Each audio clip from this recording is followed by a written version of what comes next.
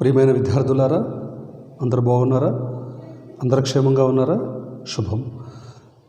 ఈరోజు మనం 10వ తరగతి ప్రథమ భాష తెలుగు వాచకం పుస్తకంలో ఉన్నటువంటి ఉపవాచకం రామాయణ మహాకావ్యము, భారతీయ సంస్కృతి సాంప్రదాయాలకు నిలువెత్తు సాక్ష్యము, మన ఇతిహాసాలు, అలాంటి ఇతిహాసాల్లో ఉన్నటువంటి ఒక మహోన్నతమైనటువంటి కావ్యము రామాయణ కావ్యము. రామాయణము పారాయణ గ్రంథము, ఆచరణ యోగ్యమైనటువంటి గ్రంథము. దీంట్లో ఉన్నటువంటి ప్రతి అంశాన్ని మన జీవితానికి అన్వయం చేసుకొని మరి వాళ్ళ రామాయణంలో ఉన్నటువంటి ప్రతి క్యారెక్టర్, ప్రతి పాత్ర మనందరం కూడా ఒక ఆదర్శ భావంతో ఉన్నటువంటి క్యారెక్టర్స్. ప్రతి పాత్రని మనం అర్థం చేసుకొని తద్వారా మన యొక్క జీవితాన్ని సరైనటువంటి క్రమంలో, సరైనటువంటి పద్ధతిలో, మంచి నడవడికతో కూడుకున్నటువంటి జీవితాన్ని గడపటానికి రామాయణము మనకు తోడ్పడుతుంది. రామాయణంలో ఉన్నటువంటి పాత్రలు మన జీవిత గమనానికి ఒక నిర్దేశించబడినటువంటి పాత్రలుగా ఉంటాయి. ఏ పాత్ర తీసుకున్నా, ఏ క్యారెక్టర్ తీసుకున్నా ఆ పాత్ర మన జీవితానికి ప్రతిబింబిస్తూ ఉంటాయి. సో ప్రతి సన్నివేశాన్ని, ప్రతి అంశాన్ని మన హృదయానికి హత్తుకునే విధంగా, మన హృదయాన్ని టచ్ చేసే విధంగా, అబ్బరపరిచే విధంగా ఉంటాయి. ప్రతి సన్నివేశంలో, ప్రతి అంశంలో కూడా మరి ఎన్నో సరైనటువంటి క్రియలు, సరైనటువంటి పద్ధతులు, సరైనటువంటి ఆలోచన విధానంతో మన మనసుకి ఆహ్లాదాన్ని కలిగిస్తూ మోక్షాన్ని ప్రసాదింపచేసేదే రామాయణ కావ్యము. వాల్మీకి మహర్షి 24,000 శ్లోకాలతో 6 భాగాలుగా రచింపబడినటువంటి ఒక అద్భుతమైనటువంటి నభూతో న భవిష్యతి అన్న రీతిలో రాయబడినటువంటి మహాకావ్యము, ఆచరణ యోగ్యమైనటువంటి కావ్యము. కాలాలు మారిన, యుగాలు మారిన, రోజులు మారుతున్న, సంవత్సరాలు గతించిపోతున్న, ఇప్పటికీ నవ్యమైనది, నూతనమైనది, రమ్యమైనటువంటిది, మన జీవిత గమనాన్ని సుగమనం చేసే ఒక సుగంధ పరిమళం లాంటిది.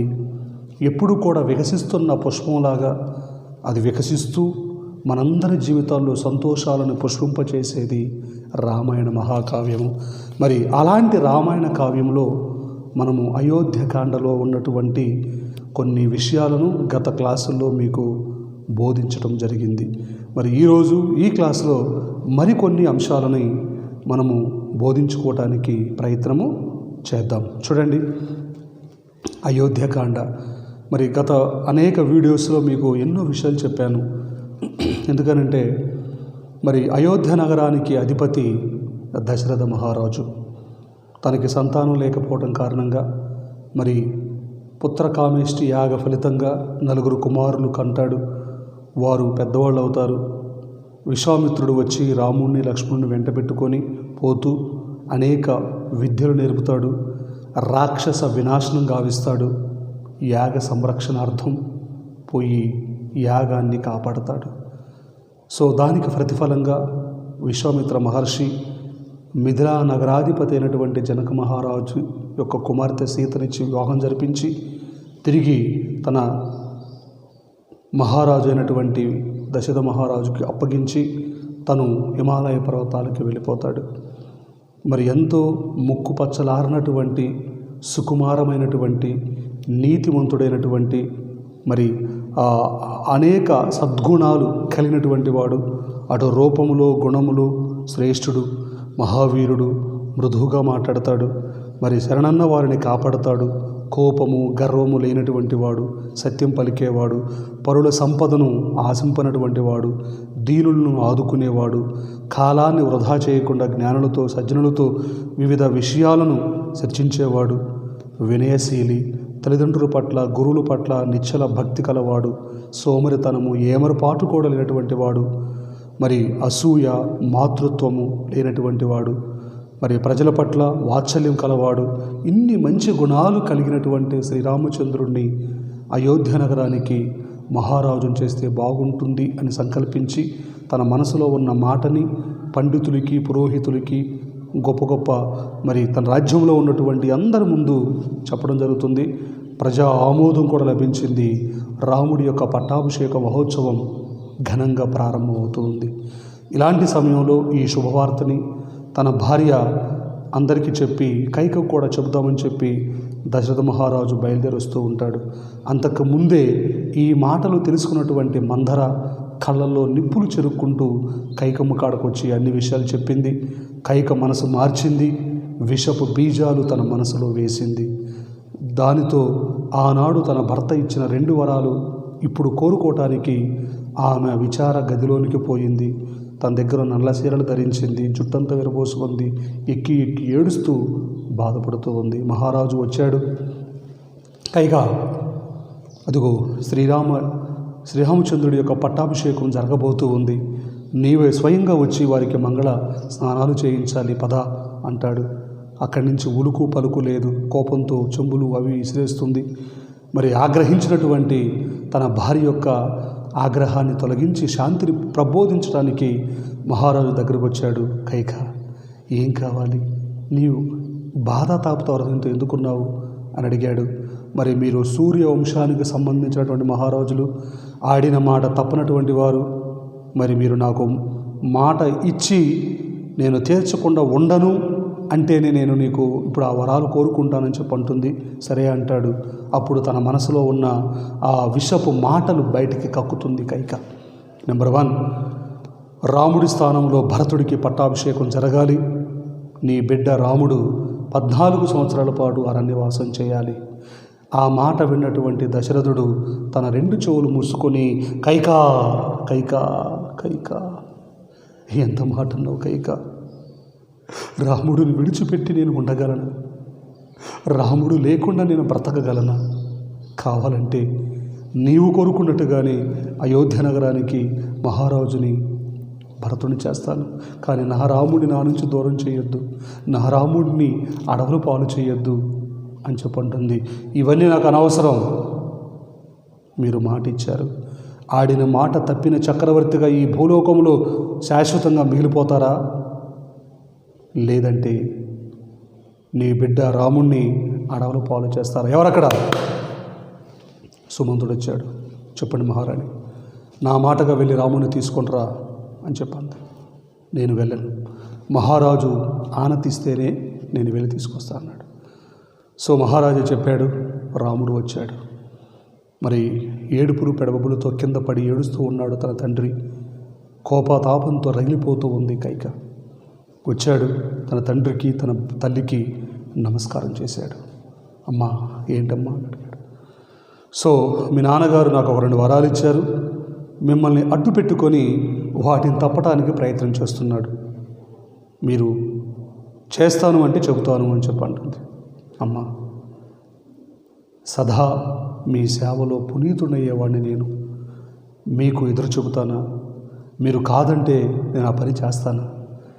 మీరు చెప్పినా తండ్రి గారు చెప్పినా 2 నాకు ఒకటే. కాబట్టి ఏం జరిగిందో చెప్పండి అమ్మా అని అడిగాడు. అప్పుడు చెప్పింది కైక, నీవు 14 సంవత్సరాల పాటు అరణ్యవాసం చేయాలి. భరతుడు అయోధ్యకి రాజు అవుతాడు. రాముడిలో ఎటువంటి మార్పు లేదు. అలాగే తల్లి, అంతకంటే మహాభాగ్యం ఏముందమ్మా అని చెప్పన్నాడు. తన తల్లికి నమస్కరించాడు. తన తండ్రి పాదాలకి నమస్కరించి అక్కడి నుంచి తన తల్లి మందిరం కాడికి వచ్చాడు. విషయాన్ని చెప్పాడు. అమ్మా, ఇది జరిగిన కథ. తల్లి కూడా, కౌసల్య కూడా, బిడ్డ నువ్వు లేకుండా నేను ఉండలేనురా, నేను కూడా నీతో పాటు వస్తానని చెప్పంటుంది. అప్పుడు రాముడు అంటాడమ్మా, నువ్వు కూడా నాతో పాటు వస్తే నాన్నగారిని ఎవరు చూసుకుంటారు? కాబట్టి మరి నేను లేనటువంటి లోటు నువ్వు పూడ్చాలి. కాబట్టి ఇక్కడే ఉంటూ తండ్రి గారి యొక్క యోగక్షేమాలు తెలుసుకోమ్మా అని చెప్పి తల్లికి చెప్పాడు. తన తల్లి దీవించింది. అక్కడి నుంచి తన యొక్క భార్య సీతమ్మ కాడకు వచ్చాడు. సీత సమేతుడై, సీతమ్మ ఇక్కడ ఉండమని చెప్పంటే, నువ్వు లేని రాజ్యము, నువ్వు లేనటువంటి డబ్బు, సంపద, ఐశ్వర్యం ఇవన్నీ కూడా నాకు వ్యర్థమండి, నేను అవన్నీ కూడా ఉంచుకోలేనని చెప్పి తన కాళ్ళ మీద పడి బోరును ఏడుస్తుంది. మరి తన యొక్క భార్య సీతమ్మను కూడా తీసుకొని అరణ్యవాసానికి బయలుదేరతాడు. తన తమ్ముడు లక్ష్మణుడు కూడా, అన్న ఎల్లప్పుడూ నీ పాద సేవ చేసుకునే భాగ్యాన్ని నాకు ప్రసాదించు. నేను విడిచిపెట్టి నేను ఒక్క క్షణం కూడా ఉండలేను. నేను కూడా నీతో పాటు ఈ యొక్క అరణ్యవాసానికి వస్తాను అని చెప్పి ప్రాధేయపడతాడు. సరే అంటాడు ఆ శ్రీరామచంద్రుడు. సో వెరసి వీళ్ళు ముగ్గురు కలిసి మరి అరణ్యవాసానికి బయలుదేరుతున్నటువంటి తరుణంలో కైకేయి స్వయంగా నారబట్టలు తీసుకొచ్చి వాళ్ళకి ఇస్తుంది. అవన్నీ కూడా ధరిస్తారు. అందరూ ఏడుస్తూ ఉంటారు. కైక మాత్రం లోపల అమితమైనటువంటి సంతోషంతో పొంగిపోతూ ఉంటుంది. వాళ్ళందరూ దీవిస్తూ ఉంటే మరి రథము సిద్ధమైపోతుంది. సుమంతుడు రథాన్ని సిద్ధం చేశాడు. ఆ రథం పైన రాముడు, లక్ష్మణుడు, సీత సమేతుడై అయోధ్యను విడిచిపెట్టి అరణ్యవాసానికి బయలుదేరి వెళ్తూ ఉంటాడు. మరి ఆ పక్కన ఈ పక్కన ఉన్నటువంటి ఎంతోమంది దేశ ప్రజలు రాముడి యొక్క ఎడబాటు తట్టుకోలేక, రామా నువ్వు ఎక్కడ ఉంటే మా జీవితాలు కూడా అక్కడే, మేము కూడా నీ వెంటే వస్తాము అని చెప్పంటూ మరి ఆ రథాన్ని పట్టుకొని వాళ్ళతో పాటు వేలాడుతూ వెళ్ళిపోతూ ఉన్నారు. మరి అక్కడి నుంచి ఆ రథము చాలా వేగంగా సరయూ నది తీర ప్రాంతం కాడికి వచ్చింది. అడగొచ్చినమ్మా సీతారామ లక్ష్మణులు దర్శించుకొని బయలుదేరారు. ఇక శ్రీరాముడు రథాన్ని నీడల అనుసరిస్తూ ఉన్నారు ప్రజలు. పేజీ నెంబర్ 142 లాస్ట్ పేరా చూడండి. శ్రీరాముని యొక్క రథాన్ని నీడల అనుసరిస్తూ ఉన్నారు ప్రజలు. అయోధ్యకు మళ్ళీ పొండని చెప్పి వాళ్లకు శ్రీరాముడు ఎంతగానో చెబుతున్నాడు. మీరే అయోధ్యకు రండి, లేదా మేము మీ వెంట రావటానికి అనుమతించండి అని వేడుకుంటూ ఉన్నారు ప్రజలు. ఆ రథం తమసా నది తీరానికి చేరింది. ఆ రాత్రి అందరూ కూడా అక్కడే విడిది చేశారు. తెల్లవారుతూ ఉన్నది. అలసట చేత పౌరులందరూ కూడా గాఢ నిద్రలో ఉన్నారు. ఇంకా వాళ్లను శ్రమ పెట్టడం శ్రీరామునికి ఇష్టం లేదు. అందుకని వాళ్ళు నిద్ర లేచే లోపే అక్కడి నుంచి వెళ్ళాలని లక్ష్మణుతో అన్నాడు. ఇక సుమంత్రుని సారథ్యంలో సీతారామ లక్ష్మణులు అక్కడి నుంచి బయలుదేరారు. నిద్ర లేచినటువంటి పౌరులు శ్రీరాముడు కనపడకపోవడంతో తికమక పడ్డారు. తమ మొద్దు నిద్రను తామే నిందించుకున్నారు. ఇక చేసేది లేక అయోధ్యకు తిరుగుముఖం పట్టారు. సో గత క్లాసులో మనము ఇక్కడ దాకా చెప్పుకున్నాము. ఆ తర్వాత ఏం జరిగింది అనే విషయాలను మనము ఈరోజు ఈ యొక్క క్లాసులో చూస్తాం. చూడన్నా. సో ఆ విధంగా మరి వీరు బయలుదేరినటువంటి ఆ రథము మరి ఇంకా కొంచెం వేగంగా ముందుకి దూసుకొని పోతూ ఉంది. రథము వేద, శృతి, గోమతి మరి ననందిక నదులను దాటింది. మరి కోసల దేశము చూడను కోసల దేశపు పొలిమేరలకు చేరుకుంది. అక్కడి నుంచి అయోధ్య వైపుగా తిరిగి శ్రీరాముడు నమస్కరించాడు. ఇక ముందుకు సాగుతూ గంగా తీరానికి చేరుకున్నారు. ఆ తీరంలో మరి శృంగిభేరపురము అనేది ఉంది. గుహుడు ఆ ప్రదేశానికి రాజు. అతడు శ్రీరాముడి యొక్క భక్తుడు. శ్రీరాముడు వచ్చాడన్న వార్త విని తన వారితో శ్రీరాముని దగ్గరకు బయలుదేరాడు. గుహుడిని చూసి రాముడు లక్ష్మణుడితో పాటు ఎదురు వెళ్ళి కలుసుకున్నాడు.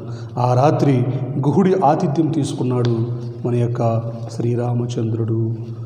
సో రథము వేదశృతి, గోమతి, ననందిక ఇలా అనేక నదులు దాటుకుంటూ కోసల దేశపు పొలిమేరల కోట చేరుకుంది. అక్కడ నుంచి అయోధ్య వైపుగా తిరిగి శ్రీరాముడు నమస్కరించాడు.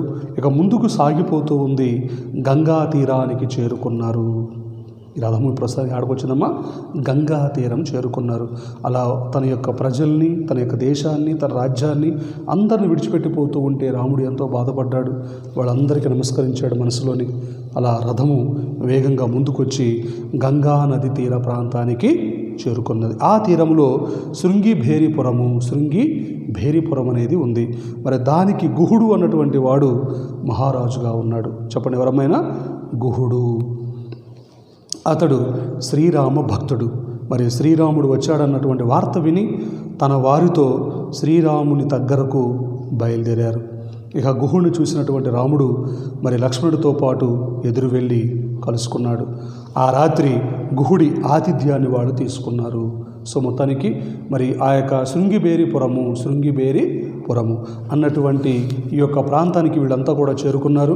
మరి యొక్క శృంగిబేరి పురం అన్నటువంటి యొక్క ప్రాంతంలో మరి వాళ్ళు అనేకమైనటువంటి దృశ్యాల్ని వారు చూశారు. అందమైనటువంటి ప్రకృతి రమణీయంగా ఉన్నటువంటి ఆ ప్రాంతం మరి ఎంతో అద్భుతంగా అందంగా అలరారుతూ ఉంది. మరి శ్రీరాముడు వచ్చాడన్నటువంటి వార్త విని మరి తన వారితోటి శ్రీరాముడు దగ్గరకు వచ్చాడు మన యొక్క గుహుడు. ఆ ప్రదేశానికి వచ్చినప్పుడు వెంటనే గుహుడిని చూసినటువంటి రాముడు లక్ష్మణుడితో పాటు ఎదురు వెళ్ళి కలుసుకున్నారు. ఆ రాత్రి గుహుడి యొక్క ఆతిథ్యాన్ని శ్రీరామచంద్రుడు స్వీకరించారు. ఓకే, మొత్తానికి వీళ్ళందరూ కూడా ఆ గుహుడి యొక్క ఆతిథ్యాన్ని స్వీకరించారు. ఇక నది మధ్యలో మరునాడు శ్రీరాముడు ఆదేశం మేరకు గుహుడు ఒక నావను సిద్ధం చేశాడు. మరి శ్రీరాముడు మర్రిపాలను తెప్పించాడు. మరి వాటితో తనకు లక్ష్మణునకు మరి జడలను సిద్ధపరిచాడు. రామలక్ష్మణులు జట ధారులయ్యారు. మరి సీతారామ లక్ష్మణులు పడవ ఎక్కారు. అవతలి తీరానికి తీసుకువెళ్ళాలని నావికులకు సూచించాడు గుహుడు. మరి శ్రీరాముడు సుమంత్రునికి గుహునికి వెళ్ళడానికి అనుమతించాడు. నావను ముందుకు సాగించవలసిందిగా నావికులకు ఆదేశించాడు శ్రీరామచంద్రుడు. మరి ఆ రోజు వాళ్ళు ఆ గుహుని యొక్క ఆశ్రమానికి చేరుకున్నారు. మరి గుహుడు ఎంతో సంతోషంతో ఎంతో ఆనందంతో కేరింతలు కొడుతూ మరి గుహుడు వాళ్ళందరూ కూడా తన యొక్క రాజ్యానికి తీసుకెళ్లారు. వారికి ఏం కావాలో ఎటువంటి మర్యాదలు కావాలో అన్నీ కూడా చూసుకున్నారు దగ్గరుండి. మరి నెక్స్ట్ డే ఉదయాన్నే కొన్ని మరిపాలు తెప్పించారు. మరి జటధారులుగా మారారు. మరి మామూలుగా ఒక బ్రాహ్మణుడు ఎటువంటి వేషం ధరిస్తారో అటువంటి వేషాన్ని ధరించారు. మరి తన భార్య లక్ష్మణుడు శ్రీరామచంద్రుడు మరి గుహుడు వాళ్ళందరికీ పోవటానికి ఒక నావం తయారు చేశారు. మరి సుమంత్రుణ్ణి గుహుణ్ణి సెలవు తీసుకోమని చెప్పి మన యొక్క శ్రీరామచంద్రుడు ఆ నావలో ఎక్కి కూర్చున్నాడు. ఆ నావ అలా ముందుకు సాగిపోతూ ఉంది. నది మధ్యలో నావ సాగిపోతూ ఉంది. మరి సీత గంగను ప్రార్థించింది. ఏమని? నావ దక్షిణ తీరానికి చేరింది. మరి నావ దిగినటువంటి శ్రీరాముడు సీతా లక్ష్మణ సమేతుడై వనాలకు బయలుదేరారు. మరి శ్రీరాముని యొక్క ఆదేశం మేరకు ముందు లక్ష్మణుడు, వెనక సీత, ఆమె వెనక శ్రీరాముడు నడుస్తూ ఉన్నారు. మరి సాయంకాలానికల్లా భరద్వాజ ఆశ్రమానికి వాళ్ళు చేరారు. ఇది గంగా యమున సంగమ ప్రదేశంలో ఉంది. ముని వాళ్లకు అతిథి సత్కారాలు చేశాడు. మరి వనవాస కాలాన్ని ఆ ప్రాంతంలోనే గడపమని కోరాడు. కానీ రాముడు శుతిమెత్తగా తిరస్కరించాడు. ఇక ఆ యొక్క నావ ఆ గంగానది తీర ప్రాంతంలో మధ్యలో గుండా పోతూ ఉంది. మరి అలా పోతున్నప్పుడు సీత గంగాదేవిని ప్రార్థించింది. అమ్మ, మా ప్రయాణం సురక్షితంగా ఒడ్డుకు చేరుకునేలాగా మమ్మల్ని చూడు. ఎటువంటి కష్టాలు, ఎటువంటి బాధలు, ఎటువంటి సమస్యలు ఈ నీటిలో పడి మునిగిపోకుండా మమ్మల్ని క్షేమంగా దరికి చేర్చమ్మా అని చెప్పి ప్రాధేయపడింది. వాళ్ళు అనుకున్నట్టుగానే కొద్దిసేపటికి వాళ్ళు ఆ దక్షిణ తీరానికి వాళ్ళు చేరుకున్నారు. ఇక నావ దిగినటువంటి శ్రీరాముడు సీతా లక్ష్మణ సమేతుడై అలా ముందుకు పోతూ ఉన్నారు. మరి అక్కడ ఉన్నటువంటి ఆ నావికుడిని పంపించి వేశారు. వాడు వెళ్ళిపోయాడు. మరి వీళ్ళు దక్షిణ దిక్కుగా ఆ భయంకరమైనటువంటి అడవి ప్రాంతాల్లోనికి వెళ్ళిపోతూ ఉన్నారు. ముందు లక్ష్మణుడు నడుస్తూ ఉంటే, సీత మధ్యలో నడుస్తూ ఉంటే, వెనక శ్రీరామచంద్రుడు నడుచుకుంటూ ముందుకు పోతూ ఉన్నారు. అలా వాళ్ళు ముందుకు పోతూ నడుస్తూ సాయంకాలానికల్లా వాళ్ళు భరద్వాజ ఆశ్రమానికి చేరుకున్నారు. ఎక్కడికొచ్చారమ్మా? భరద్వాజ ఆశ్రమానికి వీళ్ళు చేరుకోవటం జరిగింది. భరద్వాజ ఆశ్రమానికి వీళ్ళు చేరుకున్నారు. ఇక మరి ఆ రోజంతా అక్కడే ఉన్నారు. ఆ ముని వాళ్ళకి ఎన్నో ఆభరణాలు మరి ఎన్నో ఆయుధాలు సమకూర్చారు. మరి వాళ్ళందరం దీవించారు. మరి వనకాలాన్ని ఇక్కడే ఉండి మీరు పావనం చేయమని చెప్పి వారందరిని ప్రార్థించారు. కానీ దానికి మనవాడు శుతిమెత్తగా వద్దు అని చెప్పన్నాడు శ్రీరామచంద్రుడు. ఇక జనులకు అందుబాటులో ఉండని ఆశ్రమవాసానికి అనువైనటువంటి ప్రదేశం ఏదైనా ఉంటే చెప్పమని చెప్పి రాముడు కోరాడు. ఇక్కడికి 10 కోసుల దూరంలో చిత్రకూటము అన్నటువంటి ఒక ప్రదేశం ఉంది. మరి అది ఎంతో పవిత్రమైనటువంటి ప్రదేశము, మరి ఎత్తైన ప్రదేశము. మరి మహర్షులు నివాస స్థానమైనటువంటి అదే తగిన చోటు అని చెప్పి భరద్వాజుడు చెప్పాడు. మహర్షి యొక్క సూచనలను అనుసరించి యమునా నదికి దాటి చిత్రకూటము అనే ప్రాంతానికి చేరుకున్నారు మరి సీతారామ లక్ష్మణుడు. మరి అన్న ఆదేశం ప్రకారం అక్కడ నేరేడు కర్రలతో ఒక కుటీరాన్ని నిర్మించాడు లక్ష్మణుడు.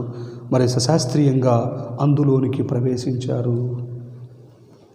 మరి నావ దిగి వాళ్ళు భరద్వాజ మహా ఋషి యొక్క ఆశ్రమానికి చేరుకున్నారు.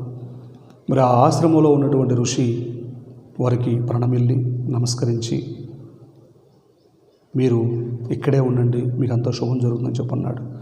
లేదు, మేము ఇంకా ఇక్కడి నుంచి లోపలికి వెళ్తామని చెప్పంటే, సో ఇక్కడికి మంచి ప్లేస్ ఏమైనా ఉంటే చెప్పమని చెప్పి అడిగాడు. మరి వారి మాట విన్నటువంటి ఆ భరద్వాజ మహర్షి ఇక్కడికి దగ్గరలో చిత్రకూటము అన్నటువంటి ప్రదేశం ఉంది.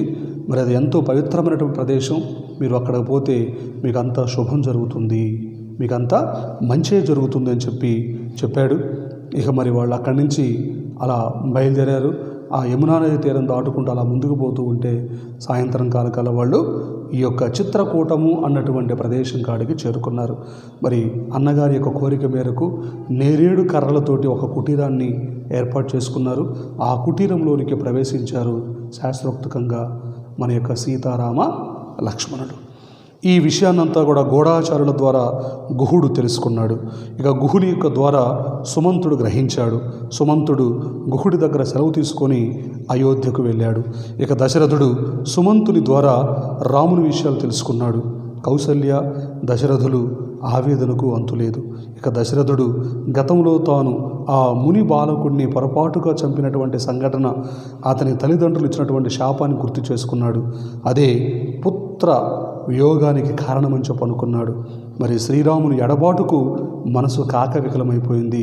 ఇక దశరథునికి దుఃఖాగ్ని తట్టుకోలేక గుండె చల్లబడింది. అర్ధరాత్రి తర్వాత దశరథుడు ప్రాణాలు విడిచాడు. అందరూ బావురమని చెప్పి ఏడ్చారు. ఇలాంటి తరుణంలో ఇక మొత్తానికి సీతారామ లక్ష్మణుడు చిత్రకూటము అన్నటువంటి ప్రదేశంలో ఒక కుటీరాన్ని ఏర్పాటు చేసుకొని ఆ అందమైనటువంటి ఆ కుటీరంలో జీవితాన్ని గడపటానికి సంసిద్ధులవుతూ ఉన్నారు. వారు ప్రశాంతమైనటువంటి నదీ తీర ప్రాంతము, విశాలమైనటువంటి భయంకరమైనటువంటి అడవి, ఆ అపురూపమైనటువంటి ప్రకృతి రమణీయంగా వికసించి అద్భుతమైన మనోహరంగా కనిపిస్తూ ఉంది. అలాంటి సమయంలో లక్ష్మణుడు మరి నేరేడు చెట్లతో ఉన్నటువంటి కొమ్మలతో ఒక కుటీరాన్ని కట్టించాడు. మరి శాస్త్రోక్తంగా వీళ్ళందరూ కూడా దాంట్లో ప్రవేశించారు. సుఖంగా సంతోషంగా దాంట్లో ఉన్నారు. మరి ఇవన్నీ కూడా గుహుడు గ్రహించాడు. ఈ విషయాన్నంతా కూడా గుహుడు తన యొక్క గూఢాచారుల ద్వారా తెలుసుకున్నాడు. మరి గుహుని ద్వారా సుమంతుడు, సుమంతుడు దశరథ మహారాజు యొక్క సర్వసైన్యాధ్యక్షుడు, రాముడు తీసుకొచ్చాడు కదా ఆయన. సో వారు కూడా తెలుసుకున్నారు. ఇక తెలుసుకొని అక్కడి నుంచి బయలుదేరి తిరిగి అయోధ్య నగరానికి ఆడకొచ్చాడు. మరి సుమంతుడు వచ్చాడు అన్నటువంటి వార్త విన్నటువంటి దశరథ మహారాజు తన భార్య కౌసల్య పరిగెత్తుకొని తన దగ్గరకు వచ్చారు. సుమంత, ఎలా ఉన్నాడు నా బిడ్డడు, ఏం చేస్తున్నాడు, మరి వారి ఆరోగ్యం ఎలా ఉంది, ఎక్కడున్నాడు, ఏంటి అని చెప్పి ఈ విధంగా పరిపరి విధాలుగా అడిగాడు. చెప్పాడు, అయ్యా మేము ఇక్కడి నుంచి గుహుని యొక్క ఆశ్రమానికి చేరుకున్నాము. మరి ఒకరోజు అక్కడ ఉన్నారు. మరి అక్కడి నుంచి వారు గంగానది తీర ప్రాంతంలో వదిలిపెట్టాము నావలో. మరి వాళ్ళు అక్కడి నుంచి మరి దట్టమైనటువంటి అరణ్య ప్రాంతంలోకి వెళ్ళిపోయారు. మరి భరద్వాజ మహాముని యొక్క ఆశ్రమం చేరుకున్నారు. ఒకరోజు అక్కడే విడిదిగాంచారు. మరి అక్కడి నుంచి వాళ్ళు అతి సమీపంలో ఉన్నటువంటి చిత్రకూటము అన్నటువంటి అరణ్య ప్రాంతంలోనికి వెళ్ళారు. ప్రస్తుతానికి అక్కడ కుటీరం కట్టుకొని ఇప్పుడు వాళ్ళు ఆ చిత్రకూటం అనే ప్రదేశంలో జీవిస్తున్నారు అన్నటువంటి విషయాన్ని సుమంతుడు మహారాజుకి తన యొక్క రాజమాతకి చెప్పారు. సో ఎప్పుడైతే ఆ మాట చెప్పారో దశరథ మహారాజు దుఃఖము రెట్టింపులైంది. అయ్యో నా బిడ్డ, ఎందుకు నాకు నీకు ఎడబాటు అని బోరున ఏడుస్తూ ఉంటే తన తల్లి కూడా తన బిడ్డను తలుచుకొని అనుక్షణం రోదిస్తూ బాధపడుతూ ఉంది. ఇలాంటి సమయంలో దశరథ మహారాజుకి గతంలో జరిగినటువంటి ఒక శాపం, గతంలో జరిగినటువంటి ఒక కథ తన మనసులో తారాటపడింది. ఏంటి ఆ కథ అనంటే, మరి తను మహారాజుగా యుక్త వయసులో ఉన్నప్పుడు ఒకరోజు తను వేటకు బయలుదేరి వెళ్ళాడు. మరి ఇలాంటి సమయంలో ఆయన వేటాడుతూ ఉన్నాడు. ఒక జింక అటు తప్పించుకొని ఇటు తప్పించుకొని అటుపోతూ ఇటుపోతూ అనేక ప్రాంతాలకు వెళుతూ ఉంది. ఇలాంటి తరుణంలో ఒక ముని బాలుడు తన యొక్క వృద్ధ తల్లిని తండ్రిని ఒక కావిడి అంటాం మనం, ఈ కావిడిలో పెట్టుకొని ముందు తల్లిని వెనక తండ్రిని కూర్చోబెట్టుకొని ఆ కావిడి మోసుకుంటూ ఆ ముని బాలుడు తీసుకుపోతూ ఉన్నాడు.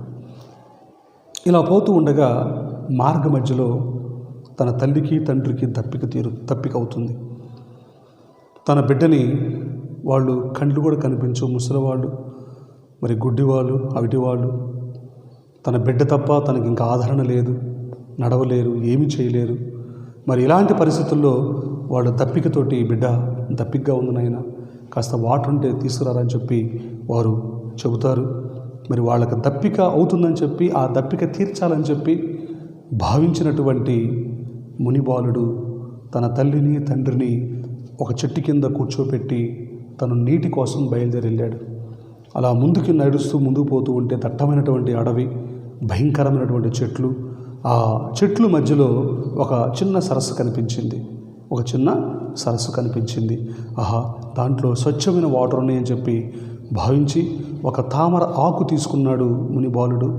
ఆ తామర ఆకు తీసుకొని ఆ ఆకులో నీళ్లు పెట్టుకొని మరి ఆ వాటర్ని కొంచెం ఎట్లా అంటే దుమ్ము దున్నట్టు పక్క పోతాయని చెప్పి ఇలా కొట్టి ఇలా తీసుకుంటూ ఉన్నాడు. ఆ సౌండ్కి ఆ జింక అక్కడే ఉంది అని భావించినటువంటి దశరథ మహారాజు తన వరలో ఉన్నటువంటి బాణం తీశాడు, ధనస్సు ఎక్కుపెట్టాడు, తాడు లాగాడు, బాణం వదిలాడు. ఆ బాణం వాయువేగ మనోవేగం కంటే కూడా దూసుకొని వచ్చి మరి జింకగా భావించినటువంటి మునిబాలుడి యొక్క గుండెల్లో ఆ బాణం గుచ్చుకుపోయింది.